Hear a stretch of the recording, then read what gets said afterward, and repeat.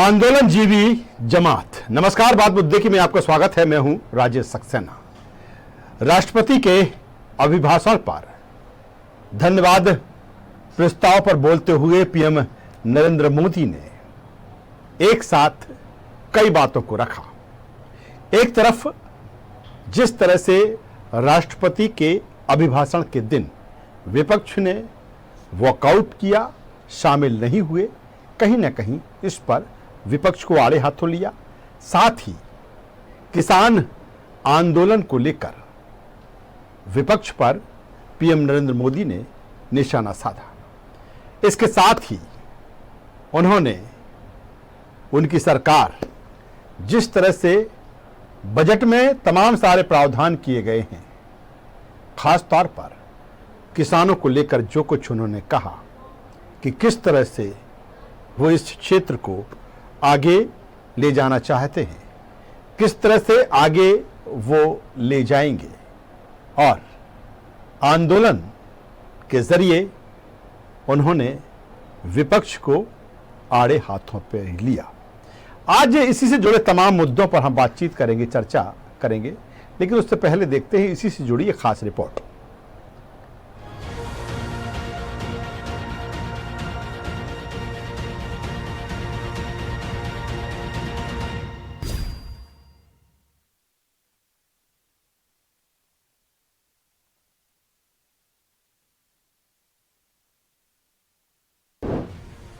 मेरी सरकार गरीबों को समर्पित।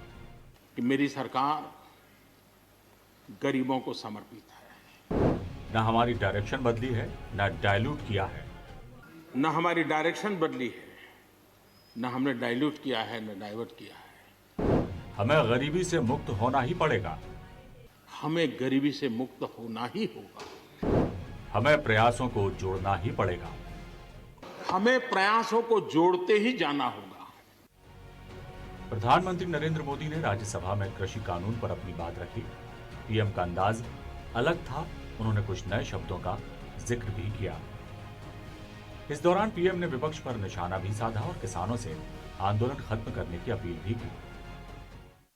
लगातार किसानों से बातचीत कर रहे हैं, लगातार मीटिंगें हो रही हैं और अभी तक कोई तनाव पैदा नहीं हुआ है। एक दूसरे की बात को समझने का, समझाने का प्रयास चल रहा है और हम लगातार आंदोलन से जुड़े लोगों से प्रार्थना करते हैं कि आप आंदोलन करना आपका हक है, लेकिन इस प्रकार से बुजुर्ग लोग वहाँ बैठे ये ठीक नहीं है। आप उनको सबको ले जाइए, आप आंदोलन को खत्म कीजिए। आगे बढ़ने के लिए मिल बैठ करके चर्चा करेंगे, रास्ता खुले है। पूरे विश्व की नज़र भारत पर है, भारत से अपेक्षाएं भी हैं और लोगों में एक विश्वास भी है कि अगर भारत ये कर लेगा, दुनिया की बहुतेक समस्याओं का समाधान वहीं से हो जाएगा। ये विश्वास आज दुनिया में भारत के लिए पड़ा है कि मेरी सरकार गरीबों को समर्पित है। मैं आज दोबारा आने के बाद भी यही बात को दोहरा रहा हूं और हम न हमारी डायरेक्शन बदली है, न हमने डाइल्यूट किया है, न डाइवर्ट किया है। उसी मिजाज के साथ हम काम कर रहे हैं, क्योंकि इस देश में आगे बढ़ने के लिए हमें गरीबी से मुक्त होना ही होगा। हमें प्रयासों को जोड़ते ही जाना होगा। पहले के प्रयास हुए होंगे तो उसमें और जोड़ना ही पड़ेगा, हम रुक नहीं सकते। वहीं किसान आंदोलन के नेता राकेश टिकैत ने कहा, कृषि कानून को खत्म कर दें, हम आंदोलन खत्म कर देंगे। हमने ये कहा कि एमएसपी पे कानून बने। एमएसपी पे कानून बन जाएगा जो देश के किसानों को फायदा होगा। अब एमएसपी पे कानून नहीं है तो व्यापारी आधे में लूटता है उसको। ये कहा हमने। 70 दिनों से भी ज्यादा वक्त से किसान संगठन कृषि कानून को वापस लेने की मांग को लेकर दिल्ली की बॉर्डर पर डटे हैं। इस दौरान 12 दौर की बात भी हुई पर सभी बेनतीजा निकली। सुप्रीम कोर्ट भी मामला पहुंचा पर कोई बात बनती दिख नहीं रही। सरकार कानूनों को वापस लेने के मूड में नहीं है। सरकार ने संशोधन और कानून को 2 साल के लिए होल्ड करने का प्रस्ताव भी दिया, पर किसान संगठन मानने को तैयार नहीं है। अब ऐसे में देखना होगा किसान संगठन और सरकार के बीच किस तरह से बात बनती है। News world desk.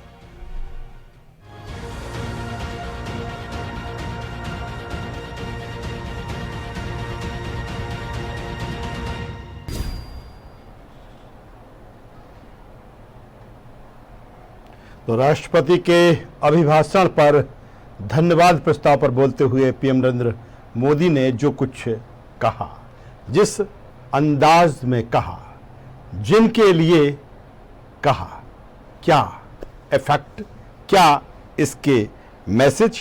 और ये भी कहा जा रहा है कि पीएम का अंदाज कुछ जुदा था। एक तरफ विपक्ष से आह्वान भी किया कि वो साथ आएं, साथ चलकर हम देश को आगे ले जाएंगे, जो आंदोलनकारी किसान हैं उनको समझाएं, मिल बैठकर बातचीत करेंगे और मसले पर कोई न कोई हल निकालेंगे। तमाम प्राथमिकताओं का भी जिक्र है। इसके साथ ही कोरोना संकट के समय किस तरह से देश खड़ा रहा, न केवल अपने देश के लिए बल्कि विश्व बिरादरी के लिए जो कुछ देश ने किया, जिस तरह से 150 देशों में दवाइयाँ भेजी गई या फिर अलग तरह से पूरे संकट के काल में भारत पूरे विश्व बिरादरी के साथ खड़ा रहा, तमाम बातों का जिक्र उन्होंने किया। आज हम इसी मुद्दे पर, क्योंकि सबसे बड़ी बात जो उन्होंने कही कि आंदोलनजीवी जमात, कहीं ना कहीं इसके ज़रिए विपक्ष पर हमला, इसके ज़रिए जिस तरह से उन्होंने कहा कि हमें ऐसे लोगों से सतर्क रहने की ज़रूरत है। आखिर कौन है वो? आज इसी मुद्दे पर हम बातचीत करेंगे, चर्चा करेंगे। चर्चा शुरू करें उससे पहले अपने मेहमानों से आपका परिचय कराना चाहेंगे, तारुफ कराना चाहेंगे, उसके बाद चर्चा को आगे बढ़ाएंगे। हमारे साथ में है डॉक्टर गुलरेज शेख साहब, बीजेपी प्रवक्ता। गुलरेज जी, स्वागत करता हूँ आपका। हमारे साथ में इंजीनियर ब्रजेश पांडे साहब, कांग्रेस प्रवक्ता। ब्रजेश जी, आपका स्वागत है। और वरिष्ठ पत्रकार मधुकर द्विवेदी जी हमारे साथ में है। मधुकर जी, आपका भी स्वागत है। और सबसे पहले मधुकर जी, मैं आपके पास ही आता हूं, क्योंकि राष्ट्रपति के अभिभाषण पर धन्यवाद प्रस्ताव पर बोलते हुए पीएम नरेंद्र मोदी ने जो कुछ कहा, जिस अंदाज में कहा, जिसके लिए कहा, क्या लगता है कि एक जुदा अंदाज था या फिर पीएम नरेंद्र मोदी ऐसे मौकों पर जिस तरह से एड्रेस करते हैं वैसा ही था? क्या कहेंगे आज के धन्यवाद प्रस्ताव पर, उनके अभिभाषण पर? सक्सेना जी, हमने भी पूरा भाषण तो नहीं सुना, लेकिन हमने भी थोड़ा सा भाषण उनका सुना है जी। क्योंकि जब मैंने अपना टीवी खोला तब तक प्रधानमंत्री जी लगभग भाषण समाप्ति की ओर उनका भाषण जी। लेकिन जितना मैंने सुना और अभी आपने भी जो बातें की, मुझे ऐसा लगता है कि आज वो बड़े एक जुदा अंदाज में थे। लेकिन सबसे बड़ी बात उनके भाषण के आज ये रही कि उन्होंने देश की बात की, देश की तरक्की की बात की, किसानों की बात की, आम आदमी की बात की, गरीब की बात की, गरीबी उन्मूलन की बात की।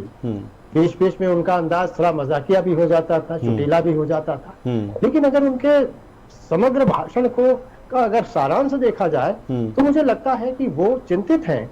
ये जो किसान आंदोलन हो रहा है, 70 दिन हो गया या शायद 1-2 दिन ज्यादा कम भी हो सकते हैं, बिल्कुल जी, वो चिंतित हैं। उन्हें भी इस बात का अंदाज है कि अब ये देश के किसानों के लिए जो ये सब बातें हो रही हैं, जिस तरह से लोग इकट्ठा हो रहे हैं, अगर यही सब चलता रहा तो हमारे किसानों का इससे नुकसान होगा। इसलिए उन्होंने कहा कि आप सावधान रहिए उन तत्वों से जो आपको बरगलाते हैं। जैसे अभी आपने भी कहा और मैंने भी सुना था, उन्होंने एक आंदोलनवादी शब्द, एक नया शब्द इजाद किया उन्होंने, आंदोलनजीवी जमात। और उनका ये था कि ये आंदोलनकारी कौन है? ये वो हैं जो जहां हर जगह ये अपनी टांग अड़ा देते हैं। छात्रों का आंदोलन हो वहां पहुंच जाते हैं, किसानों का तो है ही, शाहीन बाग में भी वही सब रहे। तो कुल मिला के ये जो तथाकथित लोग हैं, और खास तौर से जहां तक मैं समझ पाया हूं, उनका इशारा वामपंथी दलों की ओर भी था कि भाई आप ये आंदोलनवादी हो गए हैं, आप इससे देश का कुछ बहुत भला नहीं होगा। लेकिन प्रधानमंत्री जी को ये भी एक तरह से सोचना और समझना पड़ेगा कि ये जो आंदोलन किसानों का है, अगर ये ज्यादा दिन तक खिंच गया तो क्या मोदी सरकार की प्रतिष्ठा पर आंच नहीं आएगी? क्योंकि ठीक है, आज किसान दिग्भ्रमित है ऐसा तो नहीं कहा जा सकता, लेकिन ये भी सच है कि उनको दिग्भ्रमित किया जा रहा है। इसमें कुछ राजनीतिक दल भी हैं जिससे इस आंदोलन का स्वरूप जो है राजनीतिक हो गया है। लेकिन प्रधानमंत्री के संबोधन से ये बात तो स्पष्ट है कि वो चाहते हैं कि इसका कहीं ना कहीं हल निकले, इसलिए उन्होंने बार बार गरीब का जिक्र किया। ये कहा उन्होंने कि देखिए इससे हमारा देश आगे नहीं बढ़ेगा, हमें अपने देश को आगे बढ़ाने के लिए बहुत दूरदर्शिता के साथ हमें कदम उठाने पड़ेंगे। सबके सहयोग की अपेक्षा की उन्होंने। विपक्ष का उन्होंने आह्वान किया कि देश की तरक्की के लिए आप योगदान दीजिए। बिल्कुल। उनके आशय का अगर, उनके भाषण का अगर लबोलू आप देखा जाए तो ये था कि हमें देश को चलाने के लिए, हमें अपनी सरकार को चलाने के लिए एक अच्छा रिजल्ट ओरिएंटेड गवर्नमेंट के लिए विपक्ष का भी सहयोग जरूरी है। लेकिन अगर विपक्ष नकारात्मक रवैये के साथ किसी आंदोलन को इस तरह खींचता रहा, खिंचवाता रहा, बढ़ता रहा या बढ़ाता रहा, तो इससे देश का भला नहीं होगा। लेकिन ये जो भाषण हुआ है ये विपक्ष को भी सोचने के लिए मजबूर करेगा। मैं बदगल जी दोबारा आता हूँ, दोबारा मैं आपके पास में आता हूँ। इससे पहले कि मैं गुलरेज जी के पास में आऊं, इंजीनियर ब्रजेश पांडे साहब हमारे साथ में हैं। और ब्रजेश जी क्या कहेंगे अगर पीएम की हम उस लाइन का जिक्र करें, उस बात का जिक्र करें जिस तरह से उन्होंने कहा कि राष्ट्रपति के अभिभाषण के दिन जिस तरह से विपक्ष ने वॉकआउट किया, ये ठीक नहीं, एक लोकतंत्र और प्रजातंत्र की मर्यादा के हिसाब से ठीक नहीं। राष्ट्रपति के अभिभाषण को विपक्ष को सुनना चाहिए था। क्या विपक्ष ने ये मौका गवाया या फिर ये कहें कि जो कुछ डिसीजन हुआ वो सही है? कांग्रेस उसमें भी शामिल थी।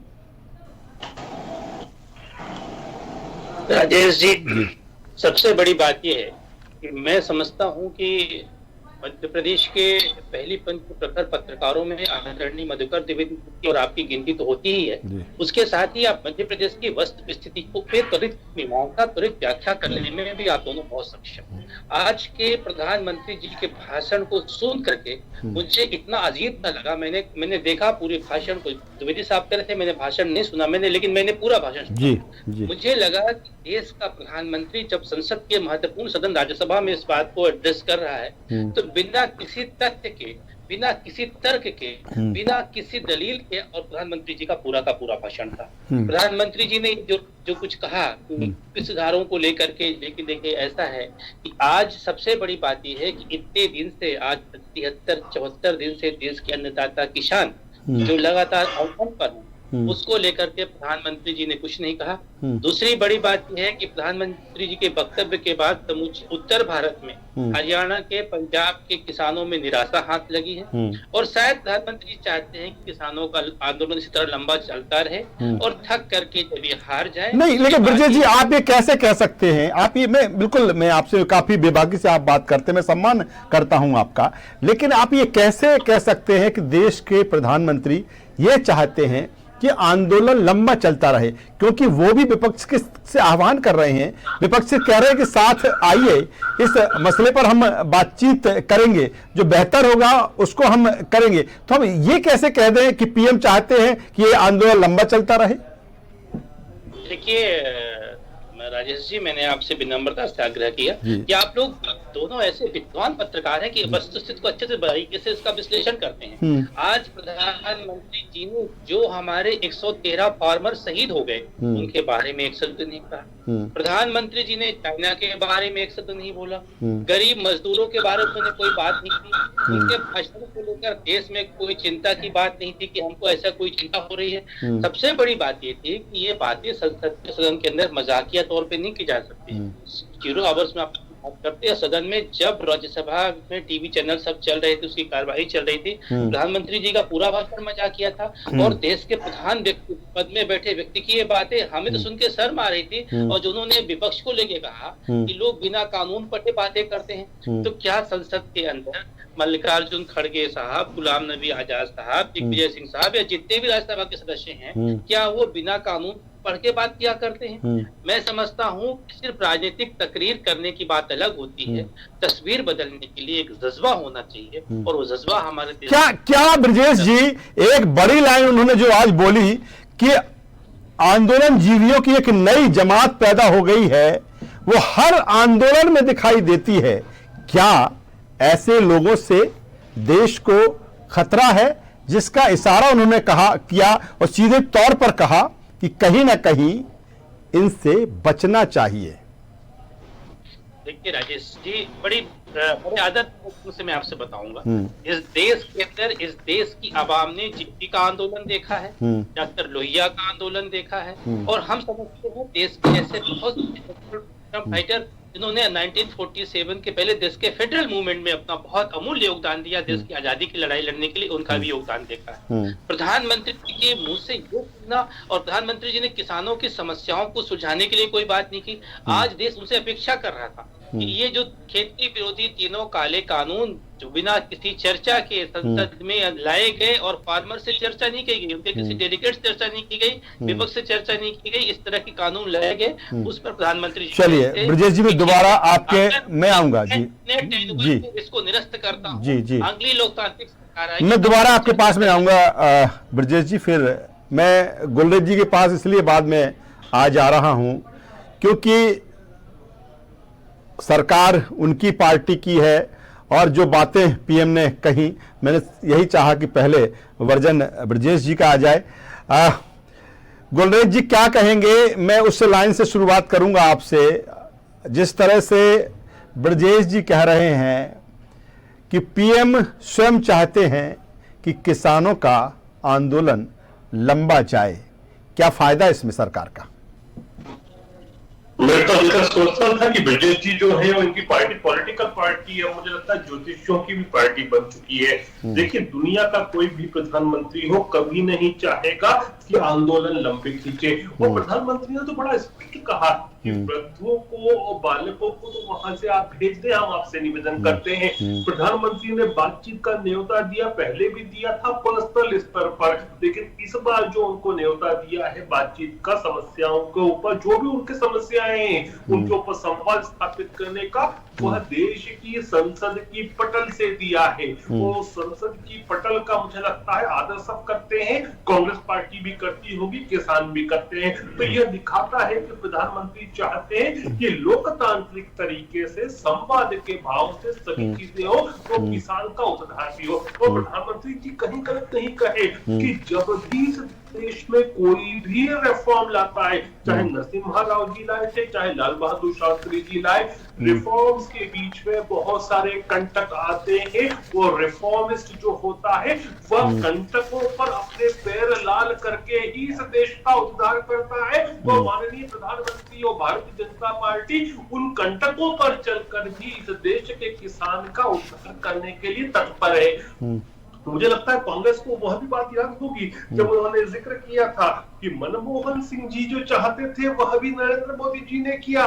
तो आप ये देखिए कि भाव देखिए कि हमने राजनीतिक दलादली से ऊपर उठकर आज के प्रधानमंत्री जी का पूरा वक्तव्य आप देखिए, यह राजनीतिक दलादली से ऊपर था। उन्होंने जिसने भी इस देश के लिए कुछ किया, लाल बहादुर शास्त्री जी ने किया, उनके बाद की जो कांग्रेस की सरकारें आई उनके लिए उन्होंने किया, उन सबको श्रेय दिया।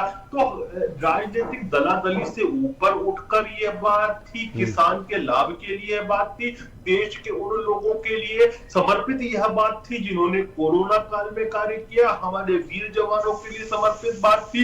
पड़ोस में जो गिद्ध बैठे हैं पड़ोसी देश, उनको टारगेट करके बात की कि आज के समय उन्होंने जब कहा कि हम चाहे एयर बेस्ड, वाटर बेस्ड या लैंड बेस्ड सर्जिकल स्ट्राइक करने में पूर्णतः सक्षम है, यह किसके ऊपर था? यह चीन और पाकिस्तान के ऊपर था। तो आज प्रधानमंत्री जी ने जो बात की ना, वो राजनीतिक बात नहीं थी, एक इंटरनेशनल लेवल के स्टेट्समैन की बात थी जो अपने देश में रिफॉर्म्स के लिए तत्पर है, और उन रिफॉर्म्स का रास्ता यदि कंटकों के मार्ग से जाता है तो अपने पैरों को छलनी करने के लिए तैयार है, लेकिन देश का उद्धार करना चाहता है। चलिए मधुकर जी के पास में आता हूं। मधुकर जी के पास में आता हूं। मधुकर जी, बिल्कुल जिस तरह से गुलरेज जी कह रहे हैं या फिर जिस तरह से ब्रजेश जी ने जो बात की कि जो उनका भाषण था वो उसमें ये कहीं नहीं लगा कांग्रेस को कि ये जो आंदोलन है किसानों का उसको सॉर्ट आउट उनकी सरकार करना चाहती है। विपक्ष की एक अपनी भूमिका है, लेकिन लोकतंत्र और प्रजातंत्र में एक जितनी जवाबदेही सरकार की है उतनी विपक्ष की भी है। मैं उस बात को मेंशन करना चाहूंगा कि जिस तरह से उन्होंने लोकतंत्र डेमोक्रेसी को लेकर जिस तरह से कहा कि भारत मदर ऑफ डेमोक्रेसी है, प्रजातंत्र, लोकतंत्र, और किसी दूसरे देश से हमें सीखने की उसमें आवश्यकता नहीं है। कई तरीके से जिक्र भी कोरोना काल में जिस तरह से भारत ने न केवल अपने देश के लिए हेल्थ स्ट्रक्चर को लगातार आगे बढ़ाया, इसके इतर बात किया जाए तो 150 देशों का जिक्र भी उन्होंने किया जहां पर उन्होंने दवाइयां भेजी हैं भारत में।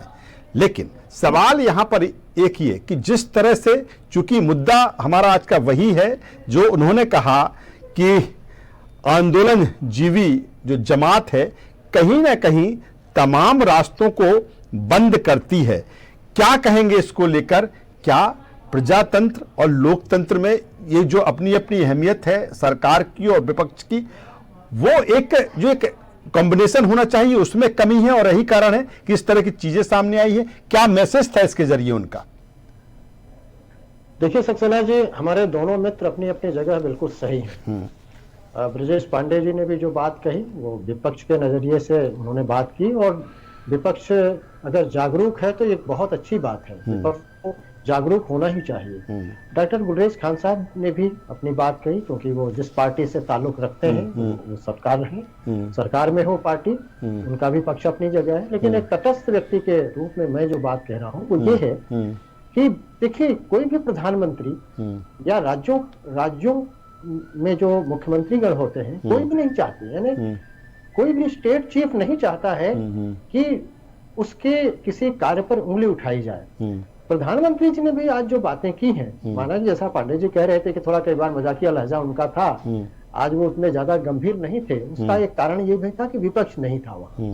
काश, मैं मेंशन करना चाहूंगा, काश आज राष्ट्रपति के अभिभाषण के शुरुआती दौर में अगर विपक्ष भी होता तो चर्चा बड़ी सारगर्भित होती, क्योंकि विपक्ष का रहना मतलब यह है कि आप सत्ता पक्ष को सचेत करना है। आज वो स्थिति नहीं बनी, ये अफसोसजनक स्थिति है। अगर विपक्ष होता और खास तौर से कांग्रेस पार्टी होती तो बहुत ही अच्छा होता। लेकिन प्रधानमंत्री जी ने, मुझे लगता है कि ऐसी कोई बात नहीं कही जिस पर उन पर बहुत सारे सवाल उठाए जाएं, क्योंकि अब सब चीजें तो ऐसी हो रही, सबके नजर में है। किसान आंदोलन पूरा भारत देख रहा है, क्या स्थिति है, अंतर की क्या स्थिति है। आज जिस तरह से खालिस्तानी झंडे लहराए जा रहे हैं साहब, क्या शंका नहीं होगी? जिस तरह से लाल किले पर एक तरह से हमला जैसा किया गया, ये क्या तमाशा हुआ, क्या नाटक हुआ, पूरा देश देख रहा है। ये तो आज तो क्या मधुकर जी, इन्हीं लोगों के लिए वो बात जो उन्होंने कही है कि आंदोलन जीवी जमात हर आंदोलन में पहुंच जाती है। मुझे ऐसा लगता है कि स्वाभाविक तौर से ऐसे लोग उनकी नजर में हैं। लेकिन मैं जहां तक समझ पाया हूं, ये जो सो कॉल्ड वामपंथी है ना, ये जो जेएनयू जमात है, जेएनयू गैंग है, ये सब जगह जो टांग अड़ाती है और सब जगह पहुंच जाती है, कुछ भी उत्पात उधम करती है। ये जो अलीगढ़ मुस्लिम यूनिवर्सिटी के भी तत्व हैं जो जिन्ना की फोटो लगा करके बातें करते हैं, ऐसे तत्वों पर उनका इशारा था। हालांकि उन्होंने किसी का ऐसा नाम सीधे तौर पर नहीं, चलिए कांग्रेस पर भी कोई ऐसा, चलिए मधुकर जी, ब्रजेश जी कुछ कह रहे हैं कांग्रेस के, क्षमा चाहूंगा एक मिनट जी, बिल्कुल मधुकर जी, बोलिए। कांग्रेसी प्रधानमंत्रियों का उन्होंने जिक्र किया और बड़े सम्मान के साथ किया। उन्होंने एक बड़ी बात कही कि देखिए, सबका योगदान रहा देश को आगे बढ़ाने में, लेकिन जैसा आपने कहा, उनका संकेत तो था कि अगर ये आंदोलनवादी तत्व इसी तरह सक्रिय रहे तो तमाम ऐसे आंदोलन खड़े होते रहेंगे, जिससे न तो समाज का भला होगा न उनका भला होगा, जिनके आंदोलन में ये आंदोलनवादी तत्व, या मैं तो कहूंगा प्रधानमंत्री जी ने अलगाववादी तत्व नहीं कहा, लेकिन जिस तरह ये भूमिका कुछ लोग निभा रहे हैं अपने देश में रह करके, वो अलगाव की ही तो बात कर रहे हैं। खालिस्तानी झंडा फहराना, बिडरा वाले का नाम लेना, उसका जिंदाबाद बोलना, ये क्या दर्शाता है? चलिए ब्रजेश जी, पहले वो बात जिसके लिए आप इशारा कर रहे थे संक्षेप में कहिए, फिर मेरा आपसे एक सवाल है आपसे जुड़ा हुआ। ब्रजेश जी। राजेश जी, मैं इतने कहना चाहूंगा कि जो पार्लियामेंट से प्रधानमंत्री जी ने अध्यादेश के माध्यम से और देश में बिना विपक्ष के चर्चा के, बिना फार्मर्स के चर्चा के किसी कानून लाए और उसको लेकर के सरकार और फार्मर्स के बीच में अब तक 11 दौर की बातचीत हुई और बातचीत पूरी तरीके से बेनतीजा निकली। हम समझते हैं कि कानून के लिए हमारे देश का अन्नदाता किसान क्या कह रहा है, उसको तो कह रहा है कि न्यूनतम समर्थन मूल्य MSP और हमको कानून गारंटी की सिर्फ मांग कर रहा है। प्रधानमंत्री जी को सीधे तौर से बोलना चाहिए था कि अगर देश के अन्नदाता किसान इस कानून से आते हैं तो इस कानून को मैं विड्रॉ कहा तो है उन्होंने, कहा तो पीएम ने कहा तो है MSP को लेकर ब्रजेश जी। दूसरी बात राजेश जी जी दूसरी बात पीएम मोदी ने जो आपने एक सवाल उठाया, बड़ा गंभीर सवाल उठाया, उन्होंने जो इस वर्डिंग को इस्तेमाल किया कि देश के अंदर श्रमजीवी, बुद्धिजीवी जैसे शब्दों से सभी लोग परिचित हैं, लेकिन पिछले कुछ समय से इस देश के अंदर एक नई जमात पैदा हो गई है। चाहे वो कोई भी आंदोलन हो, चाहे वो एडवोकेट्स का आंदोलन हो, चाहे छात्रों का आंदोलन हो, या चाहे जिस तरह का आंदोलन हो, ये जो आंदोलन जीवी हर जगह पहुंच जाते हैं। हम समझते हैं कि देश के प्रधानमंत्री को राज्यसभा में एड्रेस करते समय ऐसी बातें बिल्कुल नहीं बोलना चाहिए। एक बार कृषि मंत्री बोलते चलता। दूसरी बात ये कि उन्होंने जो ये कहा कि इस देश के अंदर आंदोलन जीवी परजीवी हो गए हैं, तो मैं माननीय प्रधानमंत्री जी को अपने अल्प विज्ञान से इतना ही पूछना चाहूंगा कि कृपा पूर्वक वो ये बता दें कि परजीवी शब्द का इस्तेमाल आपने किया, लेकिन परजीवी, स्वयं जीवी और अंतरजीवी में क्या अंतर है, पहले इसकी गहराई पे तो जाना चाहिए आपको। तीसरी महत्वपूर्ण बात आपके माध्यम से मैं ये कहना चाहूंगा कि आज देश का अन्नदाता किसान सिर्फ इतना ही कह रहा है कि हमारी MSP की बात आप तय कर दो, इसके लिए आप जो कानून लाए हो इसको पूरा कर लो। एकदम प्रधानमंत्री जी को बोलना चाहिए था कि चलिए ब्रजेश जी, बिल्कुल। मैं अब मेरा सवाल, चूंकि समय की भी पाबंदी है कहीं ना कहीं, एक सवाल जो आपसे मेरा है, आपने कहा कि बिना चर्चा के जो कानून है वो लाया गया है, 3 कृषि कानून जो लाए गए हैं, चर्चा नहीं की। आज पीएम नरेंद्र मोदी ने जिस तरह से कहा, विपक्ष से कहा कि मैं आप सभी को निमंत्रण देता हूं कि देश को आगे बढ़ाने के लिए आप आइए, कृषि क्षेत्र के विकास के लिए आंदोलनकारियों को समझाते हुए आगे आइए, मिल बैठकर बात करेंगे। क्या विपक्ष या कांग्रेस, चूंकि आप कांग्रेस के प्रवक्ता हैं, कांग्रेस ऐसा करेगी अगर इस तरह का ऑफर पीएम ने दिया है तो? देखिए, निश्चित रूप से हर विपक्षी पार्टियों को इस पर आगे बढ़ के पहल करना चाहिए। मैं तो कहूंगा कि प्रधानमंत्री जी की ये लाइन से मैं सहमत हूँ, लेकिन देखिए मैं बार बार कह रहा हूँ, चाहे वो हमारे फार्मर्स हो, चाहे हमारे ग्रेजुएट से स्नातक हो, चाहे हमारे साइंटिस्ट हो, सबकी चेताओं को खारिज करते हुए प्रधानमंत्री जी को, क्या ये लोग कोई मूर्ख नहीं हो, सब पढ़े लिखे लोग ही राज्यसभा के अंदर है। हम समझते हैं सबकी बातों को किनारे करके प्रधानमंत्री जी को MSP की गारंटी एक्ट में संशोधन करना चाहिए, जिसको लेकर के फार्मर्स लगातार मांग कर रहे हैं। क्योंकि लोगों को ध्यान रखना चाहिए, खासतौर से मोदी साहब को, जब वो गुजरात के चीफ मिनिस्टर थे और इस कमेटी के अध्यक्ष थे, एग्रीकल्चर कमेटी के, तो उन्होंने लिखित में कहा था कि किसानों को MSP लिखित में मिलनी चाहिए। आज वो क्यों नहीं दे रहे हैं? मैंने आपसे एक बड़ा सवाल छोड़ा है राजेश जी, आज वो क्यों नहीं देना चाह रहे? जब आप चीफ मिनिस्टर थे तब तो आपने कहा कि हम लिखित में इसको MSP के बारे में लिख के देने का तैयार है गुजरात की विधानसभा, और उन्होंने लिखित में देने को तैयार। आज प्रधानमंत्री होने, चलिए ब्रजेश जी, वक्त की कमी है, चूंकि गुलरेज जी की भी बात आ जाए। गुलरेज साहब क्या कहेंगे? ब्रजेश जी जिस तरह से कह रहे हैं, आपसे जवाब चाहूंगा। राजेश जी कमेटी की बात कर रहे हैं ब्रजेश जी, मैं आ जाता हूँ ब्रजेश जी, दोबारा जाऊंगा मैं आपके पास। ऐसा प्रवक्ता नहीं हूं कि बातों को डॉज कर दूं, थोड़ा सा मुझे बोलने का अवसर मिलेगा। ब्रजेश जी चलिए, गुलरेज जी बोलिए। मैं कभी भी बातों को डॉज नहीं करता। तो जिस कमेटी की बात कर रहे हैं उस समय मुख्यमंत्री नरेंद्र मोदी जी उसके चेयरमैन थे, और इन कमेटियों में चेयरमैन के पास वीटो नहीं होता है और ना ही चेयरमैन का जो फैसला होता है आखिरी होता है। बहुमत के आधार पर जो फैसला लिया जाता है वह चेयरमैन लिखते हैं, वो साइन करते हैं। तो बहुमत के आधार पर जो फैसला हुआ था वो किया गया था, वो उसमें ऐसा नहीं था कि सब बीजेपी के लोग थे की चेयरमैनशिप मोदी जी कर रहे थे। तो वो तो बहुमत में उस समिति ने जो कहा था, केवल एक पेपर को उन्होंने लिख के साइन की थी बतौर अध्यक्ष। लेकिन आप ये समझिए कि आज माननीय प्रधानमंत्री, ब्रजेश जी प्लीज, गुलरेज जी की बात आ जाए, मैं आपकी बात ले लूंगा। ब्रजेश जी मैं आऊंगा आपके पास में। कहा है कि MSP थी एमएसपी है और एमएसपी रहेगी। यदि इस पर भी लोगों को विश्वास नहीं है तो मैं कुछ भी नहीं टिप्पणी करूंगा। जहां तक बात है कि बिना चर्चा के कर लिया, गलत तरह से कर लिया, बिल ले आए, यदि अनकॉन्स्टिट्यूशनल फ्रेमवर्क में बिल लाया जाता तो सुप्रीम कोर्ट ऑफ इंडिया उसको स्टैंड डाउन कर देती। देखिए, ये देश कांग्रेस की मंशा से नहीं चलेगा या बीजेपी की मंशा से नहीं चलेगा, ये देश संविधान की मंशा से चलता है, संविधान के नियम से चलता है। वो संविधान का व्याख्यान जो करता है वो देश का सर्वोच्च न्यायालय करता है। तो चूंकि वह बिल बिल्कुल सही साठ था, इसीलिए स्टैंड डाउन नहीं किया। आप समझने की कोशिश कीजिए चीजों को। हम राजनीतिक जाल में हर चीज को उतना नहीं बुने कि उस जो बुनावट हो उसकी बुनावट पे देश ही फंस जाए। प्लीज ऐसा मत करें। मोदी जी ने भी यही आह्वान किया है, यही विनती की है कि राजनीति से। मैं आता हूँ ब्रजेश जी, आता हूँ आपके पास। ब्रजेश जी आऊंगा, आपकी बात लूंगा, मैं आपकी बात इसी डिबेट में लूंगा जी। देश को फंसाने के लिए जी। चलिए ब्रजेश जी, संक्षेप में बोल दीजिए, वैसे समय हो चुका है, लेकिन नहीं, आप जो बात कहना चाहते कहिए। देखिए राजेश जी, मैं बड़े विनम्रता से कहना चाह रहा हूं कि हमारे अन्नदाता किसानों के द्वारा और देश को खुशहाल बनाने के लिए, खासतौर से खेती को खुशहाल बनाने के लिए फैसले लेने का ये माकूल समय था। देश के माननीय प्रधानमंत्री जी को एमएसपी के बारे में बहुत लिखित आश्वासन देना चाहिए। और अगर आप इस तरह का कोई भी कानून बनाना चाह रहे हैं, कानून बनाना बुरी बात नहीं है, संसद से कानून बनता है, जैसे आदरणीय। लेकिन जब पीएम कह रहे हैं राज्यसभा में जिस तरह से वो कह रहे हैं, तो फिर कांग्रेस को विश्वास क्यों नहीं?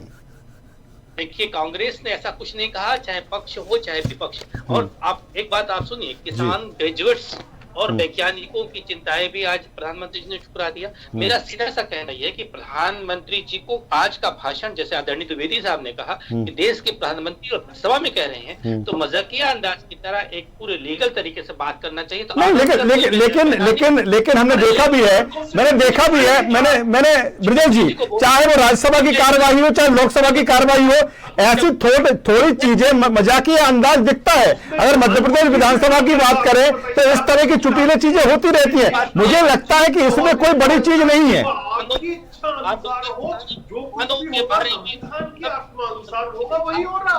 बातें उचित नहीं होती है, क्योंकि आपको उनके जो लोग शहीद हुए उनके बारे में तो शब्द बोलना चाहिए था कि हाँ, इस कड़कड़ाती ठंड में हमारे अन्नदाता किसान।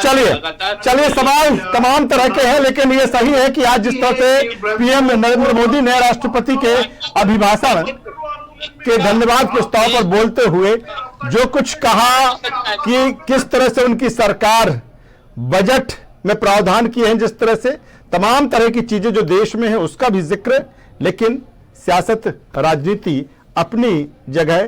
कुल मिलाकर उम्मीद इसी को लेकर कि किसान, अन्नदाता, उससे जुड़े जो मसले हैं कहीं ना कहीं वो मिल बैठकर उनको सुलझाया जाए। पीएम ने आह्वान भी किया है, लेकिन जिसका जिक्र उन्होंने किया कि आंदोलन जीवी जमात, कोई भी मुद्दा हो वो वहां पर पहुंच जाते हैं। ऐसे लोगों से सतर्क रहने की जरूरत है। और जो कुछ उन्होंने अपनी बातें, अपनी सरकार की चीजें, जो कुछ बजट में प्रावधान है, किस तरह से कोरोना काल में भारत ने अपने आप को मजबूत किया, खड़ा किया, न केवल देश के लिए बल्कि विश्व बिरादरी के लिए। आज की चर्चा में बस इतना ही। हमारे साथ जुड़ने के लिए डॉक्टर गुलरेज शेख साहब आपका, ब्रजेश पांडे साहब आपका और मधुकर द्विवेदी साहब आपका, तीनों मेहमानों का बहुत शुक्रिया करना चाहूंगा। तो पीएम नरेंद्र मोदी का सदन में संबोधन, भाषण, राष्ट्रपति के अभिभाषण पर धन्यवाद प्रस्ताव, लेकिन उसके बाद तमाम तरह की बातें पीएम नरेंद्र मोदी ने जो कुछ उनकी सरकार कर रही है, किस तरह से एक रोड मैप है उनका आत्मनिर्भर भारत को लेकर, साथ ही हाल ही के दिनों में जो तमाम तरह की बातें, चीज़ें देश के सामने हैं उसका जिक्र, लेकिन कैसे इन तमाम सारी चीज़ों से उनकी सरकार आगे बढ़ेगी, विपक्ष की भी भूमिका सकारात्मक हो, कहीं ना कहीं इसका भी संदेश उन्होंने अपने भाषण के दौरान दिया। हमारी आज की चर्चा में बस इतना ही। न्यूज़ वर्ल्ड पर खबरों का सिलसिला लगातार जारी है, बने रहिए हमारे साथ। नमस्कार।